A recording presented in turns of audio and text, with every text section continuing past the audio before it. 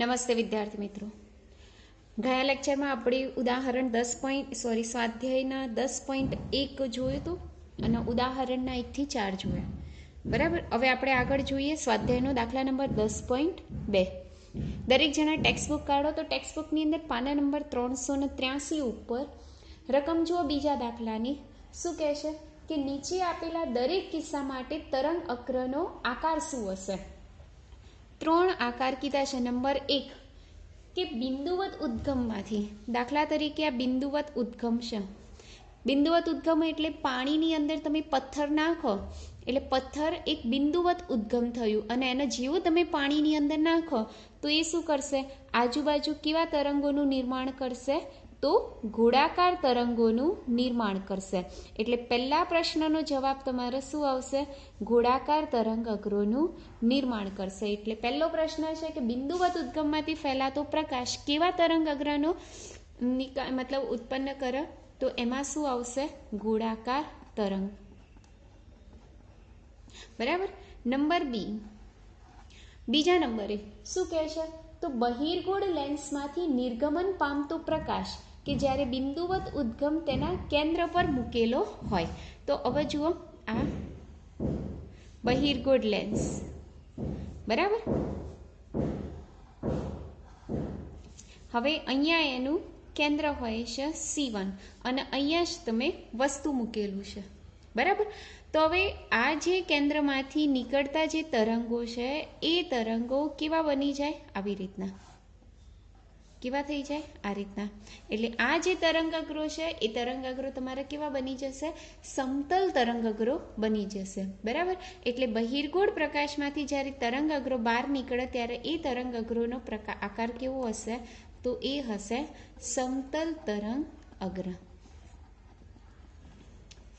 પછી number 3 C ઉપર શું કહે છે કે દૂર રહેલા તારાના પ્રકાશના તરંગ અગ્રો પૃથ્વી દ્વારા આંતરાતો ભાગ. એટલે હવે આ તારો ધારો કે અહીંયા છે. બરાબર. હવે જે સ્ટાર હોય તારું એ પોતે શેના તરીકે વર્તે? ઉદ્ગમ તરીકે, બિંદુવત ઉદ્ગમ તરીકે વર્તે. અને બિંદુવત ઉદ્ગમમાંથી જ્યારે પ્રકાશના કિરણો એટલે કે તરંગો ઉત્પન્ન થાય તો એનો શેપ કેવો હોય? તો દરેકને ખ્યાલ છે એનો શેપ કેવો હશે? ગોળાકાર હશે. બરાબર. પરંતુ આ જે તારા છે એ પૃથ્વીથી લાખો કરોડો મીટર દૂર હોય. બરાબર. લાખો કરોડો કિલોમીટર દૂર હોય. હવે એ તરંગો જ્યારે પૃથ્વી પર આવે, પૃથ્વી પર આવતા આવતા એ પોતે કેવા થઈ જશે? સમતલ તરંગાગ્રો થઈ જાય. એટલે પૃથ્વી ઉપર જ્યારે આપાત થાય ત્યારે ગોળાકાર ન રહેતા કેવું થઈ જાય છે? સમતલ. એટલે આમાં બી જવાબ કયો આવશે? સમતલ તરંગ અગ્ર.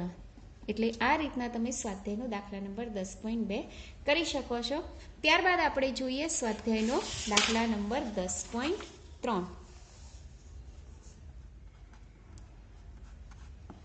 જો સ્વાધ્યાયનો દાખલા નંબર 10.3 શું કહે છે કે કાચનો વક્રી ભવનાંક આપેલો છે 1.5. એટલે કાચ માટે n બરાબર 1.5 છે. બીજું, પ્રકાશની કાચમાં ઝડપ કેટલી હશે? એટલે કાચમાં ઝડપ શોધવાની છે. એટલે v બરાબર કેટલા? અને c બરાબર આપી દીધા છે 3 × 10⁸ મીટર પ્રતિ સેકન્ડ. તો આ દાખલો તો આમ નંબર એ. બરાબર. આ દાખલો તો તમે એમ બી ગણી શકો. સૂત્ર કયું છે આપણી પાસે? n બરાબર c ભાગ્યા v. vના સૂત્રનો કરતા બનાવો એટલે c ભાગ્યા n. કિંમત મૂકી દો એટલે તમારો આન્સર રહેશે. બરાબર. જે બી આન્સર આવશે એકમ કયો રહેશે? મીટર પ્રતિ સેકન્ડમાં. આ પહેલા પ્રશ્નો એટલે કે એ શોધ્યો. ત્યારબાદ આપણે જોઈએ બી જોઈ લઈએ. બરાબર. તો બીમાં શું કહે છે? શું પ્રકાશની કાચમાં ઝડપ પ્રકાશના રંગથી સ્વતંત્ર છે? રંગ એટલે પેલા જે 7 રંગો છે એ 7 રંગો એ ઝડપથી સ્વતંત્ર છે? તો આની અંદર જવાબ આવશે ના. કેવી રીતના ના? તો આપણી પાસે પહેલો તો આન્સર લખી કાઢવાનો ના. ના તો કેમ ના? તો અહીંયા જુઓ આપણી પાસે 7 રંગો છે. જ્યાંની, વાલી, પીનારા. આપણે અગાઉના દાખલામાં એ બતાવ્યું હતું કે જેમ જેમ આપણે ઉપર જઈએ એટલે કે તમે સૂર્યપ્રકાશમાંથી આવતો જે સફેદ રંગ છે, સફેદ રંગ કેટલા રંગોમાં વિભાજિત થઈ જાય? 7 રંગોમાં. પરંતુ સૂર્યમાંથી આવતો પ્રકાશ આપણી આંખ સામે તો કયો આવે છે? ખાલી લાલ જ રંગ આવે છે, બરાબર. આ બધા રંગોનું શું થઈ જાય છે? વક્રીભવન થાય છે. લાલ રંગનું વક્રીભવન થતું નહીં, કારણ કે એનો વક્રીભવનાંક કેવો છે? ઓછો. એ સીધો આપણી આંખ ઉપર આવી જાય. એટલે સૌથી વધારે વક્રીભવનાંક કોનો રહેશે? જાંબલી રંગનો. એટલે જાંબલી રંગનો વક્રીભવનાંક સૌથી વધારે અને રાતા રંગનો વક્રીભવનાંક સૌથી ઓછો. પરંતુ દેખીતી વસ્તુ છે કે વક્રીભવનાંક, આ સૂત્ર છે ને, n બરાબર c/v. n બરાબર c/v ઉપરથી n અને v એકબીજાના કેવા છે? વ્યસ્ત. તો જો n વધતો જાય તો v કેવો થતો જાય? ઘટતો જાય. તો કોનો વેગ સૌથી ઓછો છે અને કોનો વેગ સૌથી વધારે છે? તો દેખીતી વસ્તુ છે કે n, જાંબલી એટલે વાયોલેટ, વાયોલેટ એટલે v લખીએ, અને રાતો એટલે રેડ, રેડ માટે શું લખીએ? r. તો કોનો વક્રીભવનાંક વધારે છે? જાંબલી રંગનો વક્રીભવનાંક વધારે છે. આથી જાંબલી રંગનો વેગ કેવો હશે? રાતા રંગના વેગ કરતાં ઓછો હશે. એટલે દેખીતી વસ્તુ છે, અહીંયા જવાબમાં શું આવશે? તો પ્રશ્ન શું પૂછે છે? બે રંગોમાંથી કયો રંગ કાચના પ્રિઝમમાંથી ધીમેથી ગતિ કરશે? તો જેનો વેગ ઓછો હશે એ ધીમેથી ગતિ કરશે. તો કોનો વેગ ઓછો છે? જાંબલી રંગનો વેગ ઓછો હોવાથી એ કાચના પ્રિઝમમાંથી ધીમેથી ગતિ કરશે. એટલે છેલ્લે લખવાનું કે જાંબલી રંગનો વેગ એ રાતા રંગના વેગ કરતાં ઓછો હોવાથી તો પ્રિઝમમાં ધીમેથી ગતિ કરશે.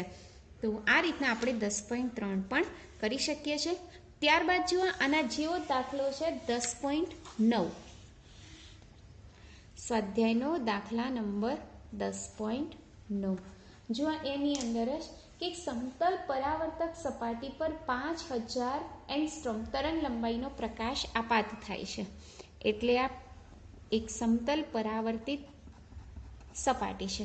આ સપાટીને દોરેલો લંબ, અહીંથી પ્રકાશ આપાત થાય છે. એટલે આ કયો પ્રકાશ કહેવાય? આપાત પ્રકાશ, બરાબર. અને અહીંયાથી પ્રકાશ પરાવર્તિત થાય છે. એટલે આને આપણે કહીશું પરાવર્તિત પ્રકાશ. આને આપણે કહીશું આપાત કણ અને આને આપણે કહીશું પરાવર્તિત કણ, બરાબર. અહીંયા લેમ્બડા આપી દીધો છે તમને. કેટલો આપે છે તરંગ લંબાઈ?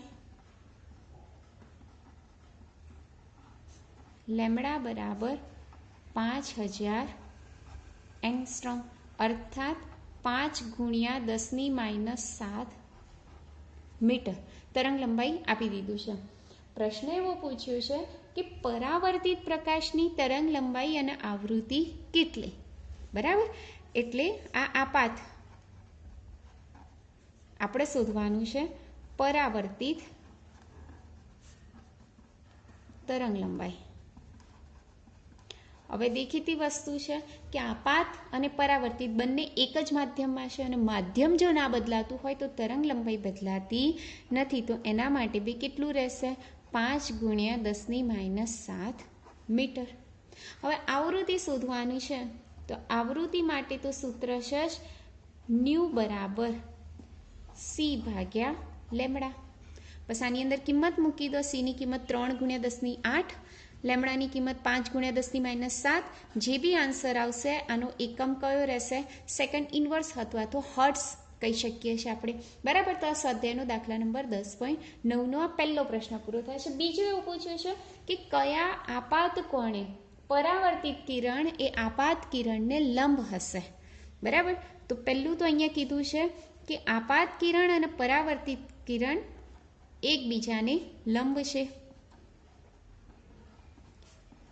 અને પરાવર્તિત કિરણ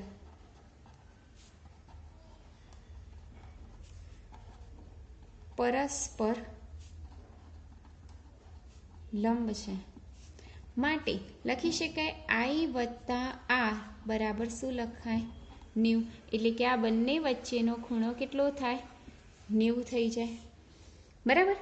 પરાવર્તનના નિયમ અનુસાર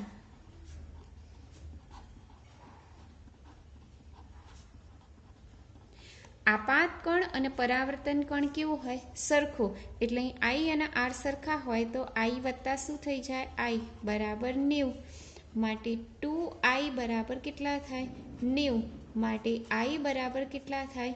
45 ડિગ્રી. એટલે આ તમે આપાત કોણનું મૂલ્ય પણ શોધી શકો છો. અને આ રીતે તમે સ્વાધ્યાયનો દાખલા નંબર 10.9 સરળતાથી કરી શકો છો. ત્યારબાદ આપણે આગળ જોઈએ સ્વાધ્યાયનો દાખલા નંબર 10.4. જુઓ 10.4ની અંદર શું કહેવા માંગે છે કે યંગના 2 સ્લિટના પ્રયોગમાં 2 સ્લિટ વચ્ચેનું અંતર આપી દીધું છે. શું આપ્યું છે? 2 સ્લિટ વચ્ચેનું અંતર, જેના આપણે કહીએ છીએ સ્મોલ ડી. કેટલા આપ્યા છે? તો જો 0.28 મિલીમીટર.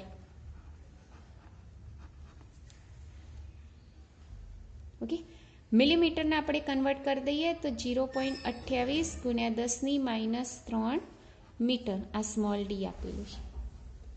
આગળ પડદો 1.4 મીટર દૂર મૂકેલો છે, એટલે સ્લિટથી પડદા વચ્ચેનું અંતર એટલે કે કેપિટલ ડી જે કેટલો મૂકેલો છે? 1.4 મીટર દૂર મૂકેલો છે. તો મધ્યસ્થ પ્રકાશિત શલાકા અને ચોથી પ્રકાશિત શલાકા વચ્ચેનું અંતર શોધો. બરાબર, જો આકૃતિ સજ બતાવી દઉં. આ S1, આ S2, બંને વચ્ચેનું અંતર સ્મોલ ડી. બરાબર, અહીંયા મૂકેલો છે પડદો. આ મધ્યસ્થ પ્રકાશિત શલાકા S1 અને S2માંથી અહીંયા ચોથી પ્રકાશિત શલાકા મળે છે, એટલે બંને વચ્ચેનું અંતર કેટલું થશે? x4. એટલે તમારે શોધવાનું છે મધ્યસ્થ પ્રકાશિત શલાકાથી ચોથી પ્રકાશિત શલાકા વચ્ચેનું અંતર, જેને આપણે કહીશું x4 બરાબર કેટલા. બીજું એટલે આપેલા છે x4 તો કેટલા આપેલા છે? 1.2 સેન્ટીમીટર આપી દીધા છે. આપણને પ્રશ્ન પૂછ્યું છે તરંગ લંબાઈ શોધો. બરાબર, એટલે તરંગ લંબાઈ લેમ્બડા બરાબર કેટલા. દેખીતી વસ્તુ છે, કઈ પ્રકાશિત શલાકા છે? ચોથી, એટલે n બરાબર કેટલા લેવાના? 4. બીજું પ્રકાશિત શલાકા કીધું છે, એટલે કયું વ્યતિકરણ આવશે? સહાયક વ્યતિકરણ. ચલો, સહાયક વ્યતિકરણ માટે પથ તફાવતનું સૂત્ર કયું? તો પથ તફાવત બરાબર શું લખીએ છીએ? n લેમ્બડા, સમીકરણ નંબર 1. ખ્યાલ આવી ગયો?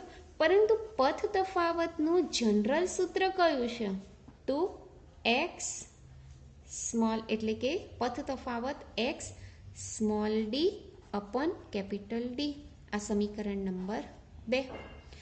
1 અને 2 ને આપણે સરખાઈ દઈએ તો n લેમ્બડા અહીંયા xn કરી દઈશું, એટલે xn small D upon capital D. શોધવાનું છે લેમ્બડા. લેમ્બડાના સૂત્રનો કરતા બનાવી દો. તો લેમ્બડા બરાબર શું થશે? x nની જગ્યાએ શું લખીશું આપણે? 4, પછી સ્મોલ ડી અને n ભાગાકારમાં આવશે એટલે 4 કેપિટલ ડી. nની જગ્યાએ આપણે 4 મૂકી દીધા છે. બસ આની અંદર કિંમત મૂકી દો. જે બી આન્સર આવશે આનો એકમ કયો રહેશે? મીટર. ખ્યાલ આવી ગયો ને દરેકને? તો આ સૂત્રમાં કિંમત મૂકીને સાદુરૂપ તમે જાતે કેલ્ક્યુલેટરની મદદથી આપી શકો છો. તો આ રીતના તમે સ્વાધ્યાયનો દાખલા નંબર 10.4 કરી શકો છો.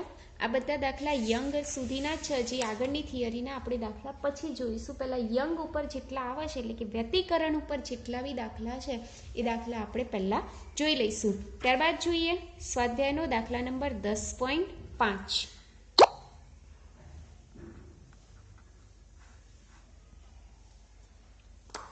ચલો, સ્વાધ્યાયનો દાખલા નંબર 10.5 જો તો લેમ્બડા જેટલી એક રંગી તરંગ લંબાઈ ધરાવતા પ્રકાશ સાથે કરેલા યંગના 2 સ્લિટના પ્રયોગમાં પડદા પરના જે બિંદુએ પથ તફાવત કેટલો છે? લેમ્બડા, ત્યાં તીવ્રતા કેટલી છે? I બરાબર k. તો જ્યારે પથ તફાવત લેમ્બડા બાય 3 હોય ત્યાં તીવ્રતા કેટલી? જોઈ લો, ખ્યાલ આવી ગયો? પ્રશ્ન છે પથ તફાવત લેમડા તો તીવ્રતા કે, પથ તફાવત લેમડા બાય 3 તો તીવ્રતા કેટલી? બરાબર. તીવ્રતા માટેનું એક સૂત્ર આપણે સાબિત કર્યું હતું, I બરાબર 4I0 cos સ્ક્વેર 5/2. બરાબર. આ સૂત્ર આપણે સાબિત કર્યું, સમીકરણ નંબર 1 કહી દઈએ. જ્યાં phi બરાબર શું થાય છે? તો phi બરાબર થાય છે 2π/લેમડા ગુણ્યા પથ તફાવત. બરાબર. હવે પહેલી કન્ડિશન આપણે વાપરીએ. બરાબર. જ્યારે પથ તફાવત કેટલો હોય? લેમડા, ત્યારે I બરાબર કેટલો લેવાનો આપણે? કે. તો ચલો સાદુરૂપ આપી દઈએ. તો phi બરાબર 2π/લેમડા ગુણ્યા લેમડા બરાબર કેટલા આવશે? 2π. કિંમત સમીકરણ 1માં મૂકી દઈએ. તો સમીકરણ 1 પરથી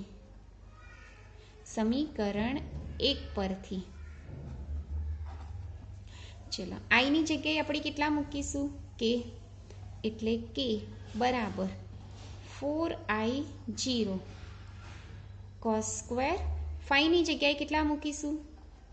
2π અને ભાગ્યા આ 2 તો છે જ, 2 કેન્સલ થઈ જશે એટલે શું આવશે? 4I0 cos સ્ક્વેર પાઈ. ખ્યાલ આવી ગયો? હવે પાઈ એટલે 180 લખાય. cos 180 ની કિંમત કેટલી થાય? -1. તો -1 નો વર્ગ એટલે +1 થઈ ગયું.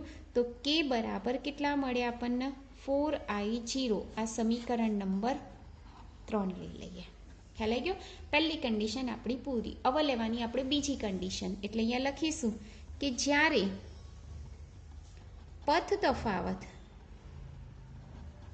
કેટલો હશે? લેમડા બાય 3, ત્યારે I બરાબર કેટલા? આને આપણે I ડેશ કહી દઈએ, કારણ કે અહીં I કીધા એટલે I ડેશ કહી દઈએ. તો ફરીથી phi નું સમીકરણ 2 પરથી phi બરાબર 2π/લેમડા અને પથ તફાવતની જગ્યાએ કેટલા લખીશું આપણે? Lambda by 3. તો આનો આન્સર આવશે લેમડા લેમડા કેન્સલ એટલે 2π/3. આ phi ની કિંમત શેમાં મૂકવાની? સમીકરણ 1માં. તો સમીકરણ 1માં I ની જગ્યાએ આપણે I ડેશ લખીશું. 4I0 એમના એમ અત્યારે હાલ પૂરતું. cos સ્ક્વેર phi ની જગ્યાએ લખીશું આપણે 2π/3 અને 1/2. તો 6 જ આની અંદર, 2 કેન્સલ એટલે I ડેશ બરાબર દેખીતી વસ્તુ છે 4I0 ની જગ્યાએ કેટલા લખીશું આપણે? કે. cos સ્ક્વેર અહીંયા 2 અને 2 કેન્સલ એટલે શું લખીશું? π/3. પાઈ એટલે 180. મેં તમને કીધું 180/3 એટલે કેટલા થશે? 60. એટલે cos 60 ની કિંમત અહીં લખું છું. cos π/3 ની કિંમત કેટલી થાય? 1/2. તો અહીંયા તો 1/2 નો વર્ગ કરવાનો છે. શું કરવાનું છે? 1/2 નો વર્ગ. 1/2 નો વર્ગ કેટલો થાય? તો 1/4 થાય. એટલે I ડેશ બરાબર જવાબ કેટલો આવશે? k/4. તો આ તમારો જવાબ રહેશે I ડેશની કિંમત. તો આ રીતના તમે સ્વાધ્યાયનો દાખલા નંબર 5 કરી શકો છો. ત્યારબાદ આપણે જોઈએ સ્વાધ્યાયનો દાખલા નંબર 10.6. જો સ્વાધ્યાયનો દાખલા નંબર 10.6 કે યંગના 2 સ્લિટના પ્રયોગમાં વ્યતિકરણ સલાકાઓ મેળવવા માટે 2 તરંગ લંબાઈઓ છે. કઈ? λ1 બરાબર 650 નેનોમીટર એટલે કે 650 ગુણ્યા 10⁻9 મીટર. અને λ2 બરાબર કેટલા છે? 520 નેનોમીટર એટલે કે 520 ગુણ્યા 10⁻7 મીટર. બરાબર. આ રીતના છે. કેપિટલ ડી આપેલા છે તમને 90 સેન્ટીમીટર. મીટરમાં કન્વર્ટ કરી દઈએ તો 90 ગુણ્યા 10⁻2 મીટર. અને સ્મોલ ડી આપેલા છે તમને 0.15 સેન્ટીમીટર અર્થાત 15 ગુણ્યા 10⁻4 મીટર. સેન્ટીમીટરના -2 અને પોઈન્ટ આ બાજુ ખસે એટલે -2 -2 કેટલા થઈ જાય? -4 થઈ જાય. આમાં બી 2 પ્રશ્નો પૂછ્યા છે. નંબર 1 કે 650 નેનોમીટર તરંગ લંબાઈ માટે પડદા પરની ત્રીજી પ્રકાશિત શલાકાનું, એટલે અહીંયા જુઓ લેમડા કેટલા લેવાના છે? 650 નેનોમીટર, એટલે આ લેમડા 1 લેવાના છે. 650 × 10⁻9 મીટર. એમાં લખેલું છે કે ત્રીજી પ્રકાશિત શલાકા, એટલે n બરાબર કેટલા લખીશું? 3. મધ્યસ્થ અધિકતમથી અંતર શોધવાનું છે, એટલે x3 બરાબર કેટલા? કયું વ્યતિકરણ છે? પ્રકાશિત શલાકા, એટલે કયું વ્યતિકરણ આવશે? સહાયક વ્યતિકરણ માટે હું ડાયરેક્ટ સૂત્ર લખી કાઢું છું. કયું સૂત્ર લખીશું? ડાયરેક્ટ કયું છે આપણી પાસે? x3 બરાબર n lambda capital D upon small D. બરાબર. એનની જગ્યાએ કેટલા મૂકશો? 3. લેમડાની જગ્યાએ કેટલા મૂકશો? 650 × 10⁻9. કેપિટલ ડીની જગ્યાએ કેટલા લખશો? 90 × 10⁻2. અને સ્મોલ ડીની જગ્યાએ કેટલા લખશો? 15 × 10⁻4. બધી કિંમત મૂકી દો, સાદું રૂપ આપી દો. જે બી આન્સર આવશે એકમ કયો રહેશે? મીટરમાં આવશે. તો તમે એ કરી શકો છો. ચલો બીજો પ્રશ્ન શું કહેશે કે બંને તરંગ લંબાઈને કારણે પ્રકાશિત શલાકાઓ એકબીજા પર સંપાત થાય છે. જો મેઇન પોઈન્ટ છે, બંને શું કહે છે આની અંદર? બંને શલાકાઓ સંપાત થાય.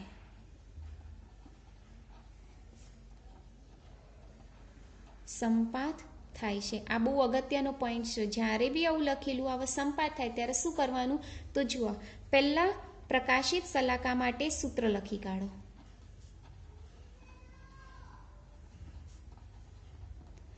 શલાકા માટે પહેલા x1 નું સૂત્ર લખીએ તો કયું આવશે? n1 લેમડા 1 કેપિટલ ડી ભાગ્યા સ્મોલ ડી. અને x2 નું સૂત્ર લખી કાઢો તો શું આવશે? n2 lambda 2 capital D by small D. આને કહી દો સમીકરણ નંબર 1, આને કહી દો સમીકરણ નંબર 2.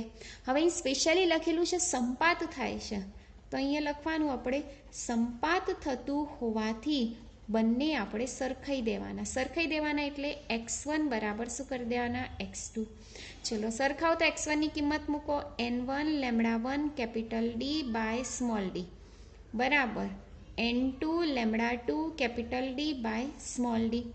હવે બંનેમાં જુઓ capital D small D cancel, એટલે શું રહેશે? અહીંયા આપણે જોઈએ તો n1 લેમડા 1 બરાબર n2 લેમડા 2.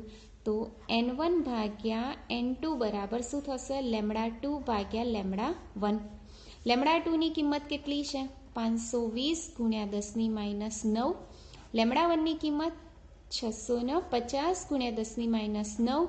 કેન્સલ, 0 0 કેન્સલ, 13 ચોક 52, 13 પંચા 65. એટલે n1 ભાગ્યા n2 બરાબર 4 ભાગ્યા 5. આથી લખી શકીએ n1 બરાબર આપણે 4 લખી શકીએ અને n2 બરાબર કેટલા લખાય? 5. હવે આ n1 ની કિંમત સમીકરણ 1 માં મૂકો અથવા n2 ની કિંમત સમીકરણ 2 માં મૂકો. તો અહીંયા જો કોઈ બી એક મૂકી શકો, બંનેનો જવાબ સરખો જ આવશે.